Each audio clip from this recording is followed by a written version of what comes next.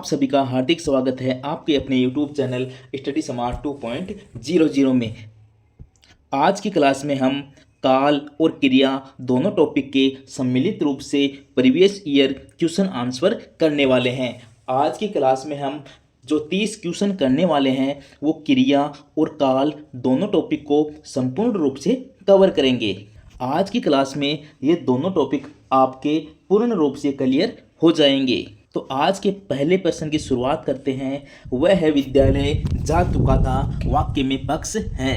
क्या वाक्य है? वह विद्यालय जा चुका था, वाक्य में कौन सा पक्ष है? ऐसा ही एग्जाम 2025 में पूछा गया था। नित्यता बोधक पक्ष, सातत्य बोधक पक्ष, आवर्ती मूलक पक्ष, पूर्णकालिक पक्ष।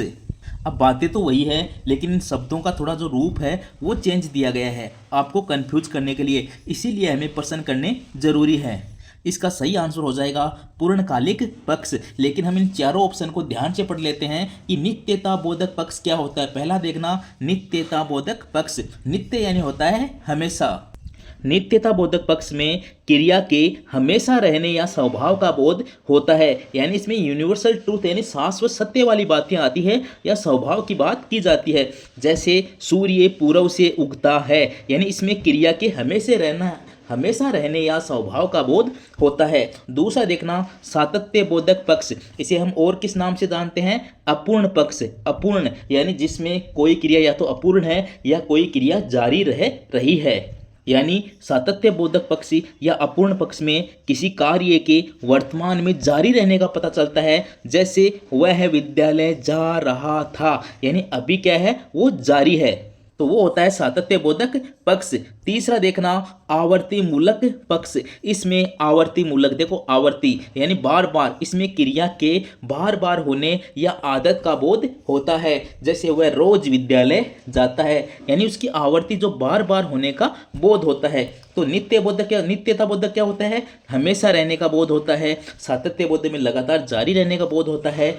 आवर्ती मूलक में बार बार होने या आदत का बोध होता है। वह रोज विद्यालय जाता है। अब पूर्णकालिक पक्ष में क्या होता है? पूर्ण देखो, नाम है पूर्ण। पूर्ण यानी क्रिया के इस रूप से यह ज्ञात होता है कि कार्य पूरी तरह से समाप्त हो चुका है, वहां पूर्ण पक्ष होता है। तो यहाँ कौन सा है? वह विद्यालय जा चुका था, यानी उसके विद्यालय जाने का जो काम था वो पूरा हो चुका है भूतकाल में, यानी ये क्या है? पूर्ण हो चुका है, तो पूर्णकालिक पक्ष है। अब अच्छे से आपको समझ आ चुका होगा नित्यता बोधक, सातत्य बोधक, आवर्ती मूलक और पूर्णकालिक पक्ष क्या होता है। इजी क्वेश्चन था। क्वेश्चन नंबर 2 देखना, किस वाक्य में सामान्य भूतकाल का प्रयोग नहीं हुआ है? ये भी ऐसा ही एग्जाम में पूछा गया था, यानी किस वाक्य में सामान्य भूतकाल का प्रयोग नहीं हुआ है, नहीं आया है। ध्यान से देखना इसको। अब यह है बेमौत मरा, देखो अब यह बेमौत मरा, बिल्कुल हमें पता चल रहा है कि वो मर चुका है, यानी सामान्य भूतकाल का प्रयोग हुआ है। इसमें तो हुआ है आप चलिए मैं अभी आया, आप चलिए मैं अभी आया। व्याकरण के नियमों के अनुसार जब कोई कार्य अत्यंत निकट भविष्य में निश्चित होने वाला हो तब भूतकाल की क्रिया का प्रयोग सामान्य भूतकाल के रूप में किया जाता है। जैसे मैं अभी आया, मैं तुरंत आ रहा हूँ। यानी जब कोई कार्य अत्यंत निकट भविष्य में निश्चित रूप से होने वाला हो तब भी हम सामान्य भूतकाल का प्रयोग किया जाता है। तो इसमें देखना, आप चलिए मैं अभी आया, तो मैं अभी आया क्या है? एक सामान्य भूतकाल का प्रयोग हुआ है। ये बहुत कंफ्यूज कर रहा था इसके अंदर। तीसरा देखना, गाड़ी सवेरे आई, हमने पढ़ा है सामान्य भूतकाल में क्या होता है? एक ही शब्द से हमें पता चलता है कि ये वाक्य कौन से काल का है। तो गाड़ी सवेरे आई यानी गाड़ी सुबह आई, ये जो आई एक ही शब्द है, तो ये भी किसमें है? ये तो इजी था, ये भी सामान्य भूतकाल का वाक्य था। पहला सामान्य भूतकाल था, तीसरा सामान्य भूतकाल था। दूसरा थोड़ा सा आपको कंफ्यूज कर सकता है लेकिन यह भी सामान्य भूतकाल का ही वाक्य था। दूसरा वाला आप याद रखना, क्योंकि जब कोई कार्य अत्यंत निकट भविष्य में निश्चित रूप से होने वाला होता है तब सामान्य भूतकाल होता है। अब चौथा देखना, श्री कृष्ण ने गोवर्धन कैसे उठाया होगा, यही इसका सही आंसर है। इसमें सामान्य भूतकाल का प्रयोग नहीं हुआ है। ऑप्शन नंबर डी इसका सही आंसर है। क्यों है? वाक्य को ध्यान से पढ़ना, श्री कृष्ण ने गोवर्धन कैसे उठाया होगा। इसमें देखो संदेह की स्थिति बन रही है। श्री कृष्ण ने गोवर्धन कैसे उठाया होगा? उठाया था, लेकिन कैसे उठाया होगा? इतना बड़ा पहाड़ था, उसको कैसे उठा लिया होगा? इसमें एक संदेह की स्थिति बनती है। तो ये क्या हो गया, ये संदिग्ध भूतकाल हो गया। इसमें संदेह की स्थिति बनती है कि श्री कृष्ण ने गोवर्धन कैसे उठाया होगा, तो यह संदिग्ध भूतकाल है, न कि सामान्य भूतकाल। हमें पूछा था सामान्य भूतकाल का प्रयोग नहीं हुआ है, तो श्री कृष्ण ने गोवर्धन कैसे उठाया होगा, इसमें संदिग्ध भूतकाल का प्रयोग हुआ है, सामान्य भूतकाल का प्रयोग नहीं हुआ है। यही इसका सही आंसर था। थोड़ा सा ये हार्ड क्वेश्चन था। आगे चलते हैं। क्वेश्चन नंबर 3 देखना, यह तेल खदान से निकलता होगा, वाक्य में काल है। ये भी एक्साइज एग्जाम 2025 में पूछा गया था। यह तेल खदान से निकलता होगा, संभाव्य भविष्यकाल, सामान्य भविष्यकाल तो इसमें है ही नहीं, क्योंकि ये बात तो निकल चुकने की हो रही है। अपूर्ण भूतकाल क्या होता है, जो किसी काम के जारी रहने का पता चलता है, तो ये भी नहीं है इसमें। अब देखो, संभावित भविष्यकाल, भविष्यकाल की बात नहीं है, इसमें सही आंसर हो जाएगा संदिग्ध वर्तमान काल। हमने पढ़ा था क्रिया के जिस रूप से वर्तमान काल में कार्य के होने या करने में संदेह प्रकट हो, उसे संदिग्ध वर्तमान काल कहते हैं। और हमने पढ़ा था मुख्य क्रिया के साथ ता होगा, ती होगी, ते होंगे, ये सब जो प्रयोग होते हैं, ता होगा, देखो ता होगा, ती होंगे या होगा, ये जो आते हैं वो संदिग्ध वर्तमान काल की बात करते हैं। तो इसमें देखो निकलता होगा, ता होगा, तो ता होगा ये किस काल का है, वर्तमान काल का है। ता और होगा यानी होगा ये संदिग्ध की स्थिति उत्पन्न करता है। तो यह तेल खदान से निकलता होगा, ये संदिग्ध वर्तमान काल को प्रकट करता है। तो इसका सही आंसर हो जाएगा ऑप्शन नंबर 6, संदिग्ध वर्तमान काल। ये संभाव्य भविष्यकाल क्या होता है, इसमें आने वाले समय में किसी कार्य के होने की संभावना होती है। जैसे शायद आज वर्षा हो, भविष्य की बात है, शायद ऑप्शन आया है, तो शायद आज वर्षा हो, ये होता है संभाव्य भविष्यकाल। और सामान्य भविष्यकाल क्या होता है, इसमें आने वाले समय में क्रिया के सामान्य रूप से होना पाया जाता है। जैसे इसका अर्थ क्या निकलता, वह तेल खदान से निकलेगा, वह तेल खदान से निकलेगा, तो ये होती सामान्य भविष्यकाल की बात। और अपूर्ण भूतकाल का क्या होता, तेल खदान से निकल रहा था, यानी जारी रहने का। और भूतकाल था तो भूतकाल में ले जाएंगे, तो तेल खदान से निकल रहा था, वो होता अपूर्ण भूतकाल। अब आपको अच्छे से समझ आ चुका होगा। क्वेश्चन नंबर 4 देखना, परिमाणवाचक क्रिया विशेषण है। देखो परिमाण यानी मात्रा, माप, तोल बताना है, तो कौन सा क्रिया विशेषण है, शायद। ये देखो शायद तो क्या है, रीतिवाचक क्रिया विशेषण है। एकाएक, एकाएक भी क्या है, रीतिवाचक क्रिया विशेषण है। इसलिए ये तो दो वाक्यों को जोड़ने का काम करता है, संयोजक या समुच्चय बोधक अव्यय का काम करता है। इसका सही आंसर हो जाएगा सर्वथा। क्या आंसर इसका सही हो जाएगा, इसका सही आंसर हो जाएगा सर्वथा। सर्वथा एक परिमाणवाचक क्रिया विशेषण है, क्योंकि सर्वथा का अर्थ होता है पूरी तरह से या सब प्रकार से। तो ये जो सर्वथा है वो एक परिमाणवाचक क्रिया विशेषण है। आगे चलते हैं। क्वेश्चन नंबर 5 है, प्रेरणार्थक क्रिया है। ऐसा ही एग्जाम पूछा गया था। प्रेरणार्थक क्रिया क्या होती है, जब कर्ता स्वयं कार्य न करके किसी दूसरे से कार्य करने की प्रेरणा देता है या किसी अन्य से कार्य करवाता है, वो होती है प्रेरणार्थक क्रिया। तो यहाँ मूल क्रिया क्या है, गलना। देखो गलाना की मूल क्रिया क्या होती है, गलना। गलना से जो पहली है, जो प्रथम प्रेरणार्थक क्रिया बनती है, वो बनती है गलाना। तो ये जो गलाना है बिल्कुल एक प्रेरणार्थक क्रिया है, यही इसका सही आंसर है। अब यहाँ देखो करना, करना तो एक मूल सकर्मक क्रिया है। करना की प्रेरणार्थक क्रिया क्या होती है, करना की होती है कराना या करवाना। इसी प्रकार चरना की क्या होती है, चराना या चरवाना। इसी प्रकार चमकना, चमकना एक अकर्मक क्रिया है, उसकी जो प्रेरणार्थक क्रिया है वो होती है चमकाना या चमकवाना। अब आप समझ चुके होंगे, करना, चरना, चमकना ये सारी प्रेरणार्थक क्रिया नहीं है। गलाना जो है वो एक प्रेरणार्थक क्रिया है। आपको अच्छे से समझ आ चुका होगा। क्वेश्चन नंबर 6 की तरफ चलते हैं। सकर्मक क्रिया के प्रयोग का उदाहरण है। ये भी ऐसा ही एग्जाम में पूछा गया था, हमें सकर्मक क्रिया बतानी है।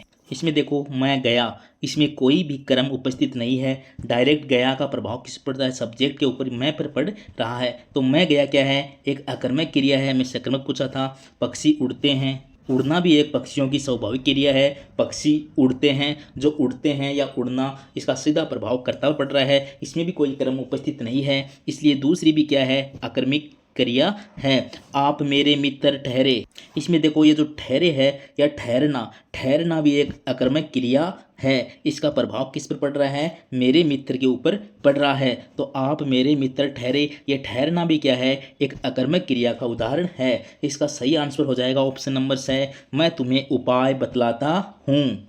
ये देखो मैं तुम्हें उपाय बतलाता हूँ सामने पड़ा था, इसमें द्विकर्मक सकर्मक क्रिया है, इसमें दो कर्म उपस्थित हैं। मैं तुम्हें उपाय बतलाता हूँ। पहला तो क्या का उत्तर मिलेगा हमें, क्या बतलाता हूँ, उपाय बतलाता हूँ। क्या का उत्तर मिल रहा है, किसको बतलाता हूँ, तुम्हें। ये एक गौण कर्म है, जो उपाय था वो मुख्य कर्म था, यानी इसमें दो कर्म उपस्थित हैं। क्या और किसको, दोनों के उत्तर हमें मिल रहे हैं, तो ये एक सकर्मक क्रिया का उदाहरण है। ऑप्शन नंबर स। आगे चलते हैं। क्वेश्चन नंबर 7 देखना, आकाश में तारे निकलते हैं, वाक्य में कौन सा पक्ष है। ऐसा ही एग्जाम पूछा गया था। अब ये आपको इजी लगेगा। देखो आकाश में तारे निकलते हैं, यानी डेली निकलते हैं, हमेशा निकलते हैं, यानी आकाश में जो तारे हैं वो हमेशा निकलते हैं। तो इसमें कौन सा हो जाएगा, आवर्ती मूलक, सातत्य बोधक, नित्यता बोधक, पूर्णकालिक पक्ष। आकाश में तारे निकलते हैं, नियमित रूप से बार बार निकलते हैं, तो ये हो जाएगा आवर्ती मूलक पक्ष। यानी आवर्ती मूलक हमने पढ़ा था, क्रिया के जिस रूप से यह पता चले कि कार्य नियमित रूप से बार बार या स्वभाववश होता है, उसे आवर्ती मूलक पक्ष कहते हैं। यानी वर्तमान काल के अंदर वे वाक्य जिनके अंत में ता है, ती है, ते हैं आते हैं, वे इसी पक्ष के अंतर्गत आते हैं। तो ते हैं आया इसमें, तो ये क्या है, आवर्ती मूलक पक्ष है। आकाश में तारे निकलते हैं। सातत्य बोधक पक्ष क्या होता है, इससे अपूर्ण पक्ष भी हम कहते हैं। इसमें किसी कार्य के लगातार जारी रहने का बोध होता है। जैसे आकाश में तारे निकल रहे हैं, आकाश में तारे निकल रहे हैं, यानी किसी काम के जारी रहने का बोध होता है। नित्यता बोधक अपूर्ण पक्ष, इसमें देखो नित्यता बोधक अपूर्ण पक्ष, क्योंकि आकाश में तारे निकलते हैं, अगर ये नित्यता बोधक दिया हुआ होता तो ये थोड़ा सा हमें कंफ्यूज करता, लेकिन इसके आगे इसने क्या दे दिया, अपूर्ण पक्ष और दे दिया, नित्यता बोधक अपूर्ण पक्ष। यानी नित्यता बोधक पक्ष क्या होता है, जिसमें क्रिया का अस्तित्व हमेशा बना रहता है। अब देखो वह कभी भी रुकता नहीं है, जैसे जल का प्रवाह बह रहा है, पृथ्वी घूमती रहती है। अब देखो तारों का निकलना है वो शाम को शुरू होता है और सुबह बंद हो जाता है। यह निरंतर चलने वाला अस्थायी अवस्था नहीं है, बल्कि यह आवर्ती घटना है। इसीलिए इसमें आंसर हुआ था आवर्ती मूलक पक्ष। पूर्णकालिक पक्ष तो हम जानते हैं, इसी कार्य के पूरी तरह से समाप्त होने का बोध होता है, जैसे आकाश में तारे निकल चुके थे, यह होता है पूर्णकालिक। तो इसका सही आंसर हो जाएगा आवर्ती मूलक पक्ष। क्वेश्चन नंबर 8 देखना, ऐसा करो जिसमें बात बन जाए, वाक्य में काल है। ऐसा करो जिसमें बात बन जाए। अब इसमें देखो संभावित भविष्य काल, सामान्य भविष्य काल की तो बात नहीं हो रही, तो ये तो नहीं होगा। सामान्य वर्तमान काल की भी बात नहीं हो रही, ये भी नहीं होगा। संदिग्ध दिख रहा है क्या कुछ, ऐसा करो जिसमें बात बन जाए, इसमें संदिग्ध की स्थिति तो नहीं है, ये भी नहीं होगा। ऑप्शन नंबर ए होगा संभाव्य भविष्य काल, क्योंकि देखो वाक्य है ऐसा करो जिसमें बात बन जाए, में पहली क्रिया आज्ञार्थक है ऐसा करो और दूसरी क्रिया है बात बन जाए। आने वाले समय में कार्य के सफल होने की संभावना को दर्शा रही है। बन जाए रो भविष्य में होने वाली संभावित स्थिति को प्रकट कर रहा है, इसलिए यहाँ हो जाएगा संभाव्य भविष्य काल। अब ये संदिग्ध वर्तमान काल तो कब होता, जब ऐसा कोई वाक्य होता बात बनती होगी। क्या लिखा हुआ होता, बात बनती होगी। तो होगी जब शब्द आता वो होता संदिग्ध वर्तमान काल। तो यहाँ क्या है, संभाव्य भविष्य काल है। आगे चलते हैं। क्वेश्चन नंबर 9 देखना, इनमें से संदिग्ध भूतकाल का प्रयोग किस वाक्य में है। संदिग्ध में पूछा है, उसे हमारी चिट्ठी मिली होगी, मरा घोड़ा खेत में पड़ा है, नगर में एक साधु आए हैं, राजा बैठे हैं। सीधी सी बात है, संदिग्ध है तो होगा होगी ऐसे शब्द मिलेंगे। उसे हमारी चिट्ठी मिली होगी, ये जो पहला वाक्य है वो संदिग्ध भूतकाल का ही वाक्य है। क्वेश्चन नंबर 10 देखना, निम्न में से किस वाक्य में क्रिया के प्रेरणार्थक रूप का प्रयोग नहीं हुआ है। यानी प्रेरणार्थक क्रिया कौन से में नहीं है वो हमें बताना है। बच्चे को रोटी खिलाओ, यानी इसमें देखो मूल क्रिया तो खाना होती है, खिलाओ प्रेरणार्थक क्रिया है जिसमें खिलाना प्रेरणार्थक रूप बनता है। यानी यहाँ कर्ता बच्चे को कार्य करने के लिए प्रेरित कर रहा है, यानी बच्चे को रोटी खिलाओ। पिता ने लड़के को कहानी सुनाई, बिल्कुल प्रेरणार्थक है। मोहन मुझसे किताब लिखाता है, बिल्कुल ये भी एक प्रेरणार्थक क्रिया है। वह घर आना चाहता है, यानी वह घर आना चाहता है, यानी वह यानी स्वयं अपनी इच्छा से घर आना चाहता है, एक इच्छा बोधक क्रिया का उदाहरण है। इसमें प्रेरणार्थक क्रिया नहीं है। ऑप्शन नंबर बी इसका सही आंसर है, जिसमें प्रेरणार्थक क्रिया का प्रयोग नहीं हुआ है। बच्चे को रोटी खिलाओ, पिता ने लड़के को कहानी सुनाई, मोहन मुझसे किताब लिखाता है, इन सब में प्रेरणार्थक क्रिया का प्रयोग हुआ है। वह घर आना चाहता है, यानी वह खुद घर आना चाहता है, इसमें किसी प्रेरणार्थक क्रिया का प्रयोग नहीं हुआ है। आगे देखना क्वेश्चन नंबर 11, निम्न में से किस वाक्य में क्रिया का अकर्मक रूप प्रयोग हुआ है। हमें अकर्मक क्रिया बताना है, तो बता दो आप। देखो सिपाही चोर को पकड़ता है, किसको पकड़ता है? चोर को पकड़ता है। तो चोर क्या हो गया? इसके अंदर कर्म है, ये तो एक सकर्मक क्रिया है। मोहन गेंद खेलता है, क्या खेलता है? गेंद खेलता है, बिल्कुल सकर्मक क्रिया है। श्याम आम खाता है, क्या खाता है? बिल्कुल एक सकर्मक क्रिया है। राम स्कूल में पढ़ता है, इसका अर्थ निकला कहाँ पढ़ता है? हमें कहाँ का उत्तर नहीं चाहिए, हमें क्या और किसको का उत्तर चाहिए। राम स्कूल में कहाँ पढ़ता है, हमें नहीं पता कहाँ पढ़ता है, कहाँ का उत्तर नहीं चाहिए। तो राम स्कूल में पढ़ता है, ये क्या है? ये एक अकर्मक क्रिया का उदाहरण है, क्योंकि वह क्रिया होती है सकर्मक जिसमें क्या और किसको का उत्तर मिले। यहाँ राम स्कूल में पढ़ता है, कहाँ पढ़ता है, कहाँ का उत्तर मिल रहा है? तो स्कूल। हमें पढ़ता है, कौन पढ़ता है? राम पढ़ता है। तो पढ़ने का सीधा प्रभाव किस पड़ रहा है? सब्जेक्ट पढ़ रहा है, कर्ता पढ़ रहा है, इसमें क्रम उपस्थित नहीं है। तो ये क्रिया क्या हो गई? अकर्मक क्रिया हो गई। ऑप्शन नंबर डी इसका सही आंसर है। क्वेश्चन नंबर 12 देखना, निम्न वाक्यों में कौन सी क्रिया सकर्मक नहीं है, यानी सकर्मक नहीं है वो देखना है। पहले देखो, खिलौना किसने तोड़ा? सीधी सी बात है, हो प्रश्नवाचक है, लेकिन तो खिलौना किसने तोड़ा? क्या तोड़ा? खिलौना तोड़ा। तो क्या का उत्तर मिल रहा है? तो पहली तो क्या है? सकर्मक क्रिया है। दिवेश पढ़ रहा है, इसको हम बाद में देखेंगे। तीसरा देखो, राजू को दवा पिलाओ, क्या पिलाओ? दवा पिलाओ। तो ये भी क्या है? ये भी एक सकर्मक क्रिया है। ए और सी कट चुका है। मैं हंसता हूँ, हंसना क्या है? एक अकर्मक क्रिया है। वागीसा सो रही है, सोना भी एक क्या है? अकर्मक क्रिया है। तो हमें पूछा था सकर्मक नहीं है यानी अकर्मक है। तो मैं हंसता हूँ, वागीसा सो रही है, दोनों ही क्या है? अकर्मक क्रिया का उदाहरण है। अब ऑप्शन में देखो, सब में तीन तीन ऑप्शन है, तो एक और ऐसी क्रिया है जो सकर्मक नहीं है। तो ये दोनों कट चुके थे। ये बी देखो, दिवेश पढ़ रहा है, क्या पढ़ रहा है? पुस्तक पढ़ रहा है या कोई किताब पढ़ रहा है, लेकिन यहाँ क्रम नहीं दिया गया है। और ये ऑप्शन हमें इसमें तीन ऑप्शन में से छांटना था। पढ़ रहा है तो कोई किताब ही पढ़ रहा होगा, इसको हम कई बार सकर्मक मान भी लेते हैं। लेकिन यहाँ ये क्या है? दिवेश पढ़ रहा है, पढ़ने का सीधा प्रभाव पड़ रहा है दिवेश के ऊपर। तो यहाँ ये क्या है? अकर्मक क्रिया का उदाहरण है। ऐसे जब वाक्य आए जिसके अंदर हमें ये पता चले कि हमें एक और ऑप्शन छांटना है, उसके अंदर अगर ऐसा दिवेश पढ़ रहा है, इसको हम अकर्मक क्रिया मानते हैं। वरना कई बार अगर एक ही वाक्य आए दिवेश पढ़ रहा है, तो उसको हम सकर्मक क्रिया भी मान लेते हैं। इसका एक क्वेश्चन आगे और आएगा, तब हम इसकी और बातें करेंगे। तो बी डी ई देखो, ऑप्शन नंबर ए इसका सही आंसर है, बी डी ई। ये तीनों क्रियाएं अकर्मक क्रिया है। आगे चलते हैं। क्वेश्चन नंबर 13 देखना, निम्न में से भूतकाल से संबंध वाक्यों का चयन कीजिए। भूतकाल के वाक्य बताने हैं, इजी हैं। कृष्ण का बचपन बीत गया, बिल्कुल भूतकाल है। माली फूलों से माला बनाता है, ता है आ गया है, तो ये तो सामान्य वर्तमान काल है, इसको काट दो। जापान अपने अतीत को भूल चुका, जापान अपने अतीत को भूल चुका, बिल्कुल भूतकाल का वाक्य है। ए हो गया, सी हो गया। एकलव्य अभ्यासरत है, ये भी अभ्यासरत है। इस अभ्यासरत शब्द से पता चलता है कि अभ्यास करने की स्थिति वर्तमान समय में अभी भी जारी है, तो ये तो सामान्य वर्तमान काल हो गया है, इसको भी काट दो। कालिदास ने मेघदूत लिखा है, ये जो ई वाला ऑप्शन है ये भी क्या है? भूतकाल का वाक्य है। तो ए सी ई ऑप्शन नंबर इसमें बी करेक्ट है। ए सी ई भूतकाल में दिए गए हैं। क्वेश्चन नंबर 14 का देखना, नीचे दो कथन दिए गए हैं। पहला, वर्तमान काल के 5 भेद होते हैं। दूसरा वाक्य देखना, वह पढ़ता होगा, वाक्य पूर्ण वर्तमान काल का उदाहरण है।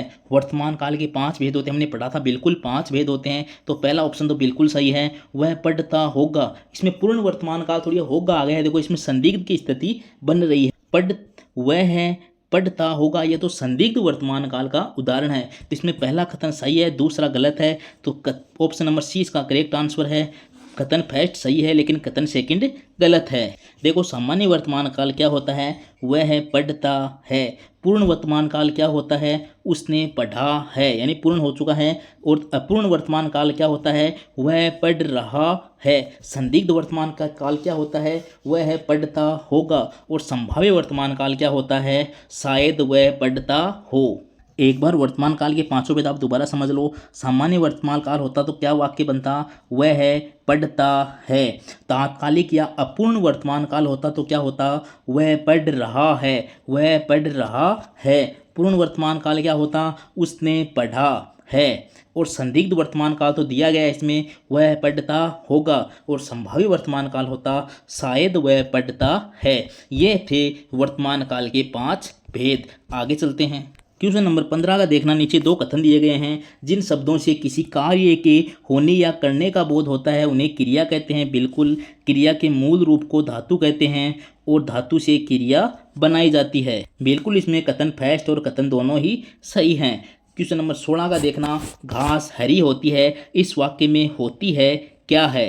होती है क्या, इसमें संज्ञा, विशेषण, सर्वनाम, इसमें होती है वो है एक क्रिया। तो इसमें सही ऑप्शन हो जाएगा ऑप्शन नंबर से क्रिया। आगे चलते हैं। क्वेश्चन नंबर 17 का देखना, निम्न में से प्रेरणार्थक क्रिया युक्त वाक्य है। प्रेरणार्थक वाला देखो, लड़के ने कपड़ा सिलवाया, बिल्कुल सिलवाया, ये एक प्रेरणार्थक क्रिया है। सिपाही ने कई लड़ाइयाँ लड़ी, सहजातिये। पक्षी अनोखी बोली बोलते हैं सहजातिये। मैंने सोहन को चोर समझा। तो इसमें देखो, लड़के ने कपड़ा सिलवाया, जो सिलवाया है वो एक प्रेरणार्थक क्रिया का उदाहरण है। क्वेश्चन नंबर 18 देखना, बच्चा आनंद पूर्वक सोता होगा, यह वाक्य किस काल का उदाहरण है, यह हमें बताना है। अब देखो, होगा आ गया तो ये संदिग्ध वर्तमान, यह संदिग्ध की स्थिति बनती है, तो सामान्य भविष्य का अर्थ, तो संभावी भविष्य दोनों कट गया। बच्चा आनंद पूर्वक सोता होगा, संदिग्ध भूतकाल है या संदिग्ध वर्तमान काल है? तो इसमें देखो ता होगा, क्या आया है? ता होगा, तो ये संदिग्ध वर्तमान काल है। जो बच्चा आनंद पूर्वक सोता होगा, ये संदिग्ध वर्तमान काल का उदाहरण है। आगे चलते हैं। क्वेश्चन नंबर 19 देखना, जब जब अनावृष्टि हुई है तब तब अकाल पड़ा है, वाक्य में कौन सा काल है? जब जब अनावृष्टि हुई है तब तब अकाल पड़ा है, भूतकाल की बातें हैं। भूतकाल में कौन सा है? अब देखो, पूर्ण भूतकाल इसमें क्यों नहीं है? क्योंकि पूर्ण भूतकाल क्या होता है, इसमें क्रिया भूतकाल में बहुत पहले ही समाप्त हो चुकी होती है और अंत में आता है था, थी, थे आता है। जैसे अकाल पड़ा था, वो होता है पूर्ण भूतकाल, तो ये तो कट चुका है। संभाव्य भूतकाल, इसमें भूतकाल में कार्य होने की संभावना व्यक्त की जाती है, जैसे शायद अकाल पड़ा हो, तो ये भी कट गया। संदिग्ध भूतकाल में क्या आता है, इसमें भूतकाल में कार्य पूरा होने पर संदेह प्रकट किया जाता है और अंत में होगा, होगी, वैसे कोई शब्द आता है। अकाल पड़ा, होगा, तो ये तीनों ऑप्शन कट चुके हैं। इसमें सही आंसर है आसन भूतकाल। अब देखो, दिए गए वाक्य में जब जब अनावृष्टि हुई है तब तक अकाल पड़ा है में भूतकाल में बार बार घटने वाली घटनाओं को वर्तमान समय से जोड़कर दिखाया गया है, अतः यह आसन भूतकाल का सटीक उदाहरण है। यानी क्रिया के जिस रूप से हमें यह पता चलता है कि कार्य अभी अभी या निकट भूतकाल में समाप्त हुआ है, उसे आसन भूतकाल कहते हैं, या इसे पूर्ण वर्तमान काल भी कहा जा सकता है। तो इसका सही आंसर हो जाएगा आसन भूतकाल। क्वेश्चन नंबर 20 देखना, किस वाक्य में अकर्मक क्रिया है? अकर्मक क्रिया कौन सी में? वह अपना सिर खुजलाता है, क्या खुजलाता है? सिर खुजलाता है। ये चीज़ें हमारा जी ललचाती है, क्या ललचाती है? जी ललचाती है। मैं घड़ा भर रहा हूँ, क्या भर रहा हूँ? घड़ा भर रहा हूँ, सब सकर्मक है। आप मेरे मित्र ठहरे, ठहरना क्या है? एक अकर्मक क्रिया है। ऑप्शन नंबर 20 का सही आंसर है आप मेरे मित्र ठहरे, इसमें इस वाक्य में अकर्मक क्रिया है। आगे चलते हैं। नंबर 21 देखना, राधे श्याम रो चुका, वाक्य में किस प्रकार की क्रिया का प्रयोग हुआ है? यौगिक क्रिया, संयुक्त क्रिया, सकर्मक क्रिया, प्रेरणार्थक क्रिया। देखो, प्रेरणार्थक तो इसमें है ही नहीं, और रोना एक स्वाभाविक क्रिया होती है, तो रोना एक अकर्मक क्रिया है, तो इसमें सकर्मक क्रिया भी नहीं है। यौगिक क्रिया है या संयुक्त क्रिया है, तो इसका सही आंसर हो जाएगा संयुक्त क्रिया। यौगिक क्रिया क्या होती है, इसके बारे में बात कर लेते हैं। यह मूल धातुओं में परतें लगाकर या दो धातुओं के संयोग से जो बनती है, यानी दो धातुओं के जो संयोग से बनने वाली क्रियाएं होती हैं, वो होती है यौगिक क्रियाएं। इसमें किस प्रकार के शब्द आते हैं, जैसे उठना, बैठना, खाना, पीना, यानी दो प्रकार की या दो धातुओं के संयोग से जो बनने वाली क्रिया होती है, वो होती है यौगिक क्रिया। उठना, बैठना, खाना, पीना आदि। अब संयुक्त क्रिया क्या होती है? जब दो या दो से अधिक क्रियाएं मिलकर किसी एक ही पूर्ण क्रिया का बोध कराती है, उसे हम संयुक्त क्रिया कहते हैं। इसमें पहली क्रिया जो होती है वो मुख्य क्रिया होती है, और दूसरी क्रिया होती है वो रंजक क्रिया यानी हेल्पिंग वर्ब होती है। तो इसमें जो राधे श्याम रो चुका, ये क्या है? एक संयुक्त क्रिया का उदाहरण है। क्वेश्चन नंबर 22 देखना, प्रज्ञा ने पाठ पढ़ा होगा, वाक्य के किस काल से संबंधित है? प्रज्ञा ने पाठ पढ़ा होगा, होगा आया है भूत, संदिग्ध की स्थिति बन रही है। संदिग्ध भी कौन सा है? देखो, इसमें संदिग्ध और आया ही नहीं, तो प्रज्ञा ने पाठ पढ़ा होगा, ये एक संदिग्ध भूतकाल का उदाहरण है। क्वेश्चन नंबर 23 देखना, निम्न में से कौन नाम धातु क्रिया का उदाहरण है? 4th ग्रेड में पूछा गया था नाम धातु क्रिया। नाम धातु क्रिया क्या होती है? यानी वे क्रियाएं जो धातु से न बनकर संज्ञा, सर्वनाम या विशेषण से बनती है, वो नाम धातु क्रिया कहलाती है। हमने पढ़ा था हाथ से हथियाना, बिल्कुल ऑप्शन नंबर ए इसका सही आंसर है, हाथ से हथियाना। दूसरी देखो, चल देना। चल देना क्या है? एक संयुक्त क्रिया का उदाहरण है। दौड़ना, दौड़ना दौड़ धातु से बनी है, दौड़ना एक अकर्मक क्रिया का उदाहरण है। और देना, देना दे धातु से बना है जो एक सकर्मक क्रिया है। ध्यान से देख लेना, हाथ से हथियाना एक नाम धातु क्रिया का उदाहरण है। चल देना एक संयुक्त क्रिया है। दौड़ना मूल रूप से अकर्मक क्रिया है और देना एक सकर्मक क्रिया का उदाहरण है। तो ऑप्शन नंबर ए इसमें करेक्ट है। क्वेश्चन नंबर 24 देखना, निम्न में से किस वाक्य में सकर्मक क्रिया का प्रयोग नहीं हुआ है?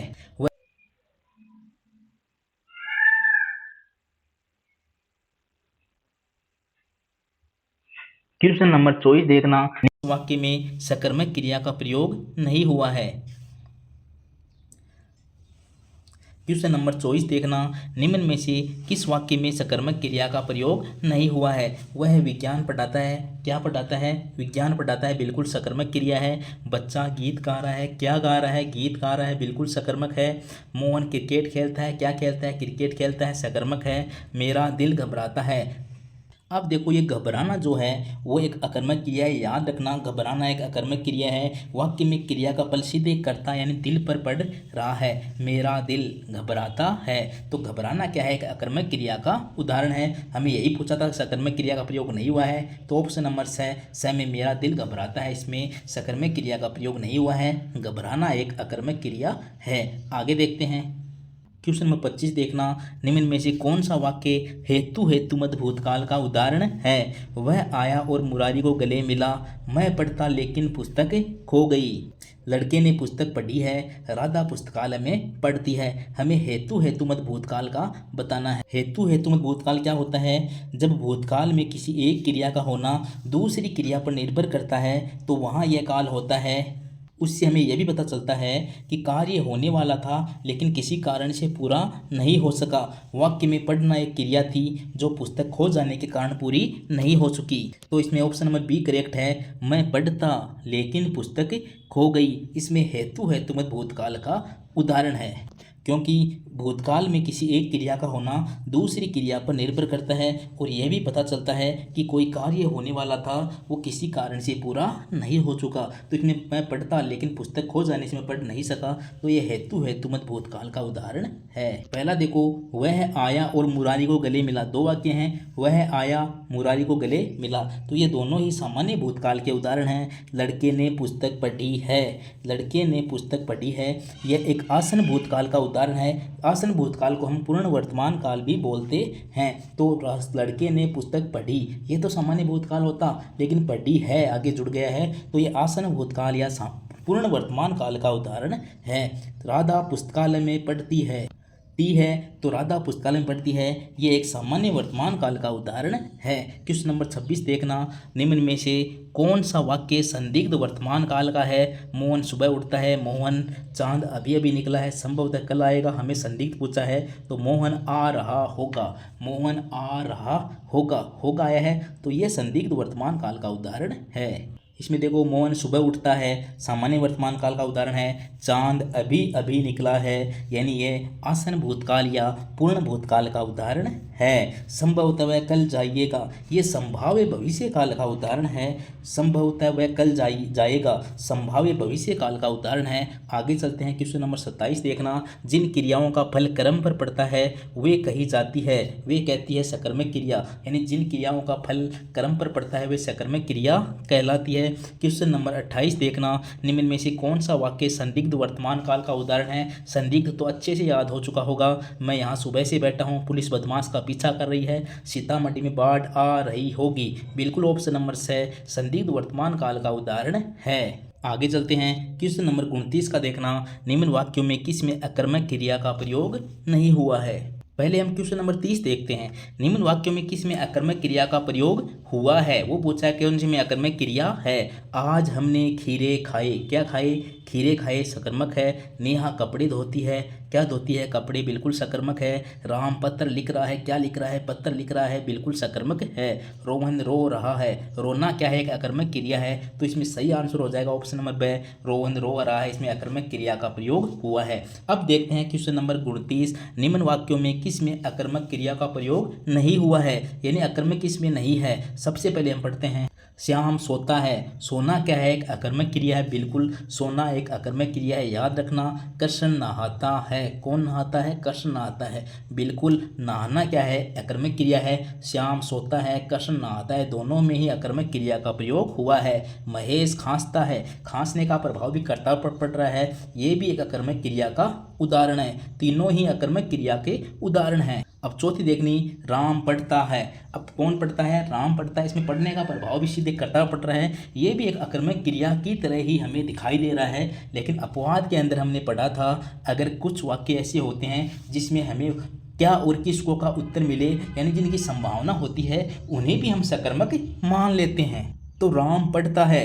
राम क्या पढ़ता है? किताब पढ़ता है। इसमें किताब के होने की संभावना है, इसलिए यहाँ पढ़ता है, इसमें क्या है? सकर्मक क्रिया का प्रयोग हुआ है। अगर एकल वाक्य देकर पूछा जाता है तो पढ़ना जो है वो हमेशा सकर्मक होगा। 12 के प्रश्न में हमने मिलान करने वालों में एक ऐसा ही वाक्य आया था, उसको अकर्मक माना था, क्योंकि वो उस प्रश्न की ही नियति थी, उसमें और ऑप्शन सेट ही नहीं हो रहे थे, तो हमें उसको अकर्मक मानना पड़ा। लेकिन ऐसा एकल वाक्य आए, उसमें जो है ये जो पढ़ना है वो हमेशा ही सकर्मक होगा। इस बात को आप याद रखना। इस प्रकार आज हमने टोटल 30 क्वेश्चन किए हैं, जो काल और क्रिया दोनों के टॉपिक से जुड़े हुए हैं। अगले पार्ट में हम 30 क्वेश्चन और करने वाले हैं, जिससे कि आपका ये काल और क्रिया दोनों टॉपिक कंप्लीट रूप से क्लियर हो जाए। तो मिलते हैं नेक्स्ट क्लास में, तब तक के लिए नमस्कार।